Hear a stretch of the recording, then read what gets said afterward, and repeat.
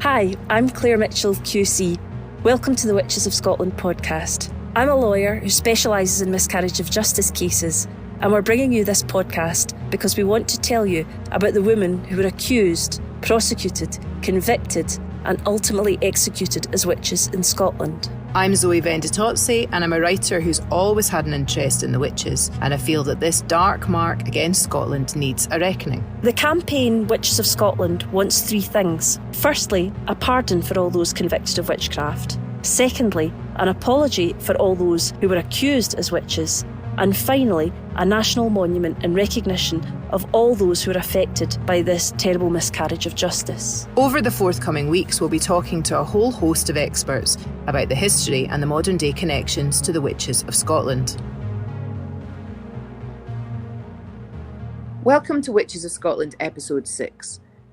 This is the final part of our conversation with noted historian Julian Goodare. Last week we spoke about why so many women and some men were executed in Scotland for witchcraft. This week we're going to be talking about if witchcraft was a crime that could be committed by men or women, why was it that most of the people accused were in fact women? Before we start on that, we once again want to remember a few women who were accused as witches. Who have we got this week, Zoe? Well, I think the first person, and probably the one that growing up in the Dundee area was actually familiar to me, is Grissell Jaffray. Why, growing up in Dundee, did you know about her? Well, I remember being a kid, and I think this is one of these cases where the apple didn't fall far from the tree. My mum's mum, used to, when she looked after us, would take us, to me and my sister, to amongst other places, the Howth in Dundee, the cemetery in Dundee. Obviously had a bit of an interest in, the dead, maybe. But I do remember walking about in Dundee with her and walking down Peter Street in Dundee where there's a memorial on the wall. Now, I hadn't actually noticed the memorial until recently, but we'll come back to that. But I did notice on the ground that there's a mosaic on the ground, but didn't really understand what it was. So I had a kind of a passing knowledge of somehow it was connected to Grissell Jaffray, but didn't really know very much about it. But then when you came to me and we were talking about the campaign and I got on board with what you were doing, you and I went for a walk, if you'll remember, down to have a look at that, where actually you were able to explain it a wee bit more to me. Well, only through the modern day magic of Wikipedia, which I looked up. Witchcraft tool. That noted witchcraft tool, Wikipedia, where I looked it up, and I looked up the mosaic as well. The mosaic in Peter Street is supposed to actually identify the spot where she was killed, and the mosaic itself is burning flames if you look at it. Mm-hmm. So that's supposed to be the place that she was executed.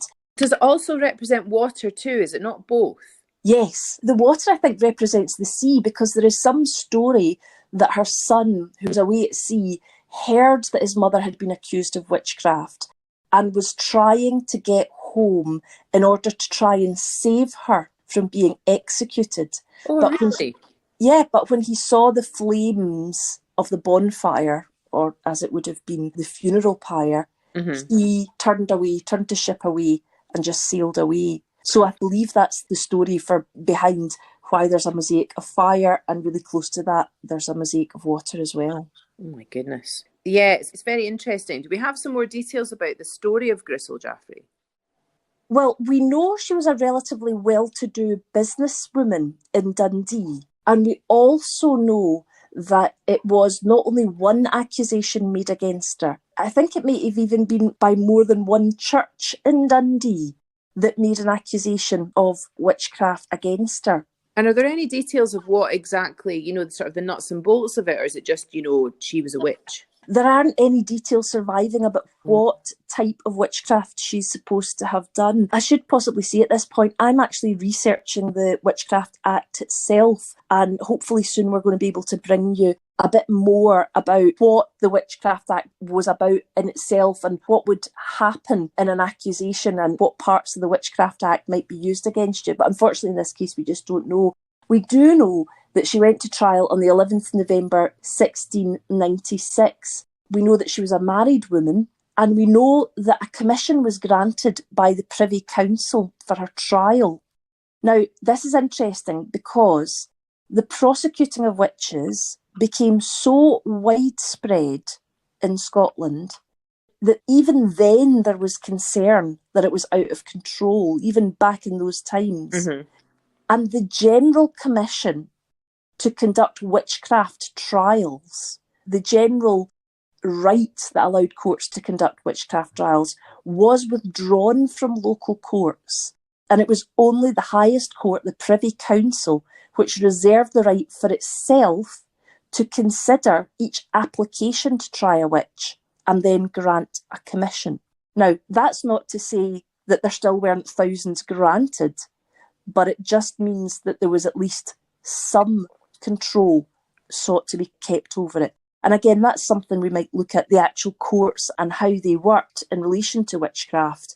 But this is particularly interesting, this case, because the Privy Council granted the application.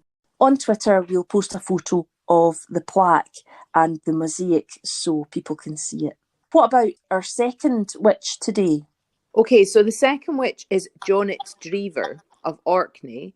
What do we know about her? Because I think there's quite an interesting story about the Orkney witch trials. Yes, well, what was interesting about her in particular was that she received what has been described as a non-capital punishment. Now, capital punishment is when you're executed, when you're killed, obviously.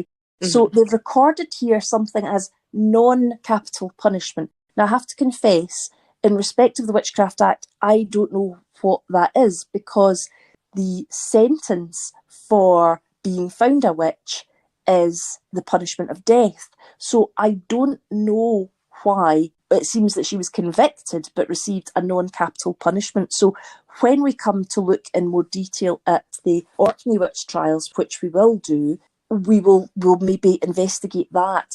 What I thought it did give us an opportunity to talk about today, as well as tell you about her details, was to tell people about the beautiful Orkney memorial to women who were convicted as witches on Orkney. It's a sundial and it's got a beautiful inscription which says they were just folk.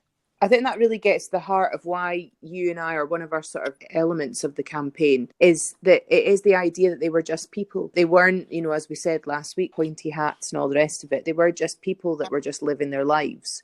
And the horror of that, and just I think it's so important that we just keep coming back to the fact that they were just folk. I think that's such a brilliant memorial for that reason. Yeah, it's so simple and it says absolutely everything. It's a really, really beautiful memorial. Again, we'll post links so you can read about that memorial online. Jonet Drever went to trial on the 7th June 1675, as I say. She was also unmarried and she received a non-capital punishment. Maybe if and when we get up to Orkney, Zoe, we will try and we'll find out from local historians if they know what the non-capital punishment was. If anyone does know who's listening to this, please do give us a shout. We'd be really interested in finding out. Yeah, that's fascinating. Our third woman that was accused is a really interesting one. Do you know anything about her, Zoe? So she's Mary Somerville. I don't know much about her other than the fact that the story was, what the setting of it was in Jedburgh. Yes, what's very interesting about Mary Somerville, and we put this in to show that it wasn't just the people that were convicted of witchcraft were wanting an apology for, but even those who were accused, because Mary Somerville was one of the people who were accused as a witch, who went to trial but were acquitted in unusual circumstances. She went to trial in Jedburgh on the 10th of July 1671. She had been at some point accused of being a witch. She had been held in Jedburgh. She had been described as being in a starving condition, but she clearly did not confess to being a witch, because when it came to her trial, the justices at the trial noted that there were no people making allegations against her, so no witnesses came forward to say at that point that she was a witch, despite at some point clearly an allegation had been made. So there was no confession and no witnesses against her, and as such, she was acquitted. But no doubt during that period of time that she was in custody and she was held in a starving condition, she suffered terribly.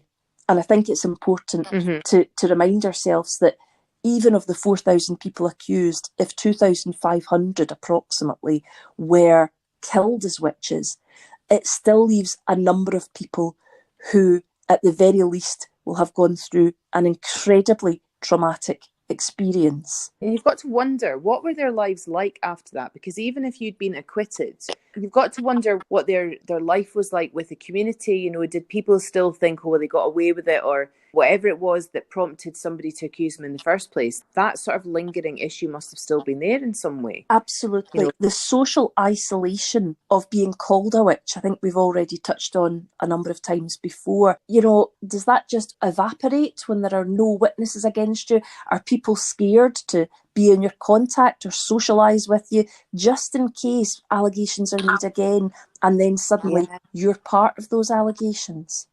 And you have to imagine, based on what we know of humans now and of recent years, that people do hold on to that idea. And, you know, this is particularly apropos with what we're talking about, but the idea that there's no smoke without fire. You know, I don't think people would ever let go of that idea. Yeah.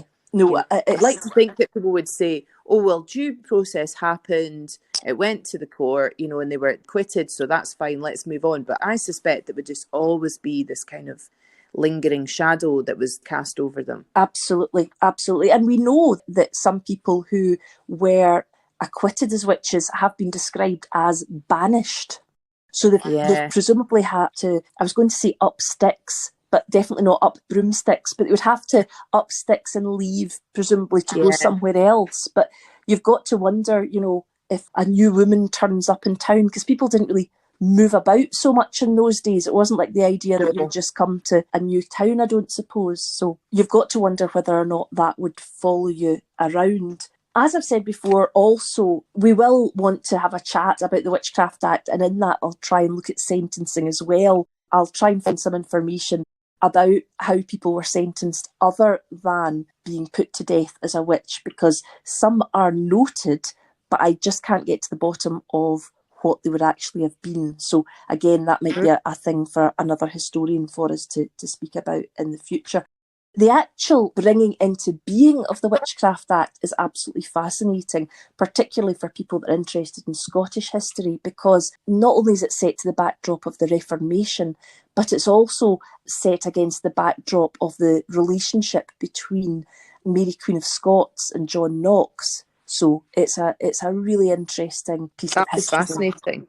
Yeah. So we'll talk about that soon in upcoming episodes. Yes, yes. So without further delay, let's get on to speaking with Julian.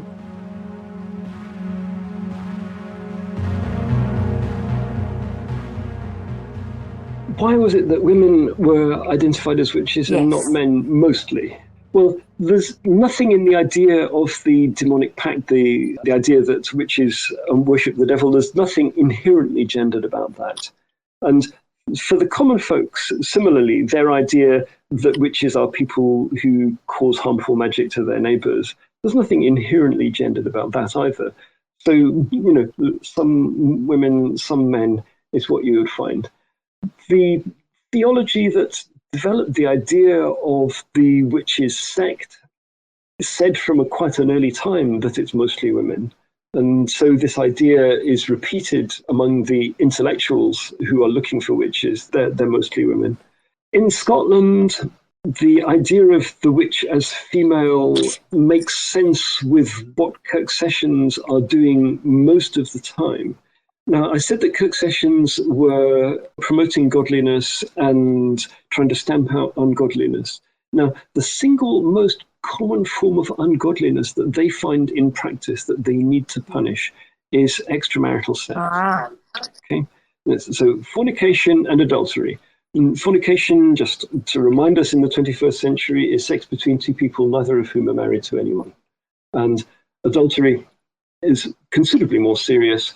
It's sex between two people who are not married to each other, but at least one of them is married to somebody else. And if you look at the business of most Kirk sessions, the minutes of most Kirk sessions, that is the single largest item of business, sometimes the overwhelmingly largest item of business. They deal with other sins as well, breach of the Sabbath, superstitious healing, various things. But extramarital sex is the most common one. Now, you might well think that extramarital sex was committed equally by men and women. And there is a sense in which that's so. However, even 50% women is much higher than for just about all other crimes. I believe it's still true today that, you know, the overwhelming majority of convicted criminals for most crimes are male. And that's certainly so in early modern times. So if you even get 50% women have got an unusual prominence. But the way that they identify that extramarital sex has occurred in early modern times is through pregnancy, and it's usually the woman and not the man who gets pregnant. And so what you're looking at is a woman being hauled in and saying, you committed fornication or whatever, and we can see that because you're pregnant, and who's the father? And in some ways, they are trying to be, you know, egalitarian in trying to punish the father as well. The women get punished rather more severely than the men. I'm trying to avoid getting into a scholarly debate. There will be no scholarly debate with Zoe and I can assure you, Julian. It will be you talking to yourself and us just listening to the debate. Yes, I'm aware that, you know, if for example, you've got, you know, a male householder and a female servant, you know, and they both get the same fine. It's disproportionate, he can easily pay.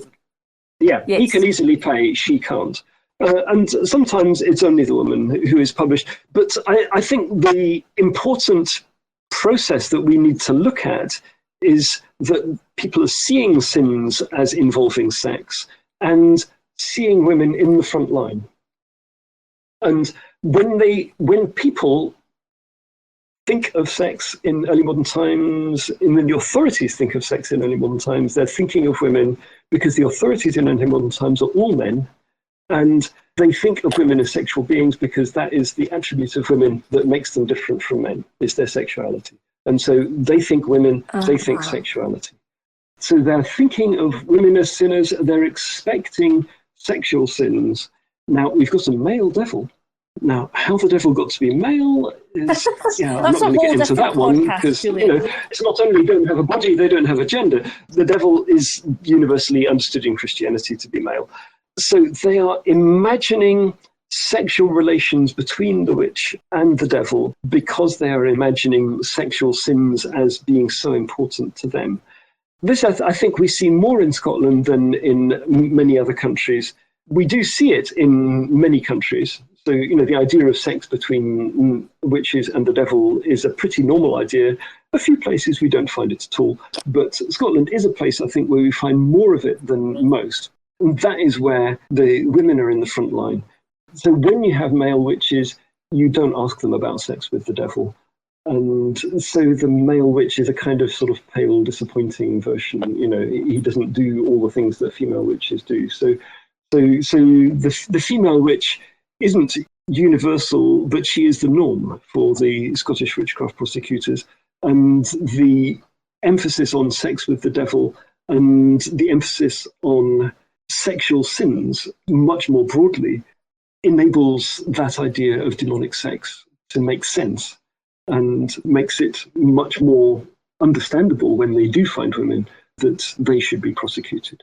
The 85%, I should mention, doesn't vary very much from the European norm. The European norm seems to be about 80%. There's a good deal of variation in that.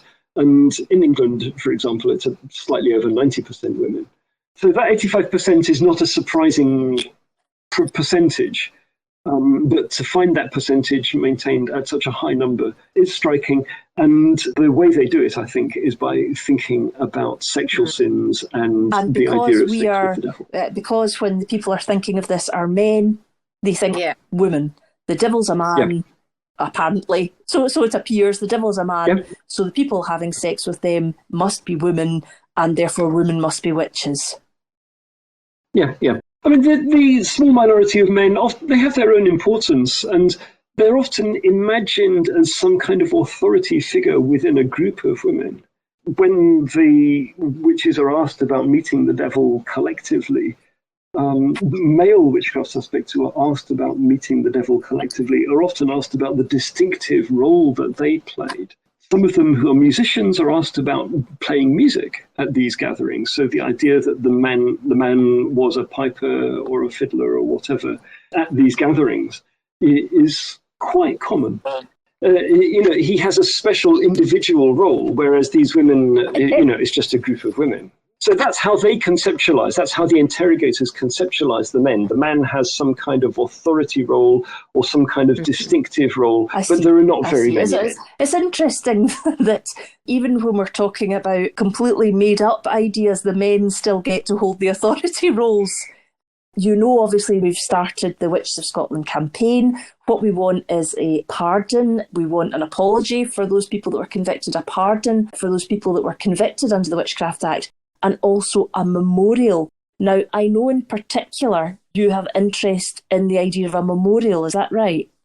Yes, I've seen one or two memorials, in particular the Norwegian one that we've talked about. And when a memorial is well done, I think it can educate people, and not just in a sort of classroom setting, but it can make people think and get them to educate themselves and to make them conscious that this is an important issue, that this has been an important issue, and enable them to think further about the ways in which the issues that it raises are relevant for today. We don't hunt witches in the Western world, at least today, but we do other things which future generations may think are shocking. And, we do sometimes do things that some people think are unjust. And the issues of panic and persecution and injustice are very much still with us, and there are lessons to be learnt from the Great European Witch Hunt. A memorial is something that I hope would be seen by a lot of people, and that people would go away thinking, yeah, that touched me in some way. How you do that, I don't know. I'm just a historian, okay? And, I'm not an architect or a sculptor or a poet, and those are the kinds of people that you might want. I would be pleased to contribute to a discussion of the kind of ways that witches in Scotland could be commemorated. I'm often asked about what memorials there are or what places can be visited. Americans planning holidays in Scotland occasionally email me and say, I want to see something connected with witchcraft. Where should I go? I think people would be interested in something like that. And I think it would be nice if our present day authorities, whoever they are, could take that seriously and could make some kind of enduring public statement by putting up a memorial. We very much hope that one day we'll be standing with you in front of a memorial of some kind, or a memorial event. That's certainly what we're aiming for. Julian, thank you so much for the time that you have given to us. I could sit and listen to you all day. What is absolutely fascinating. I'm so grateful to you, because letting people know about this history is so necessary.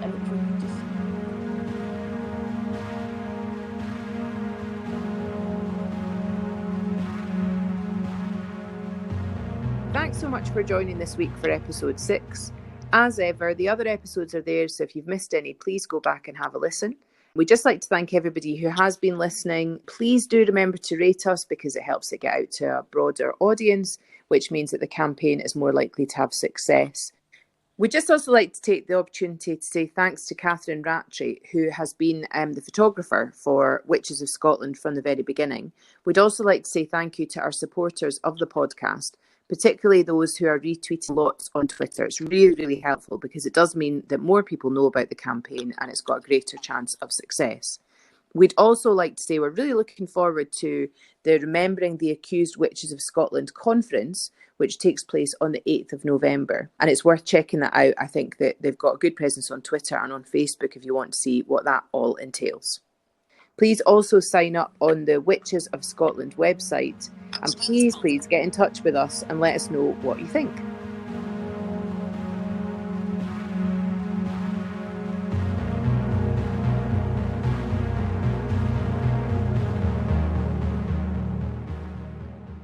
So, Claire, amongst other things that you've been doing this week, I hear that you've signed up for something where there is a great witch presence.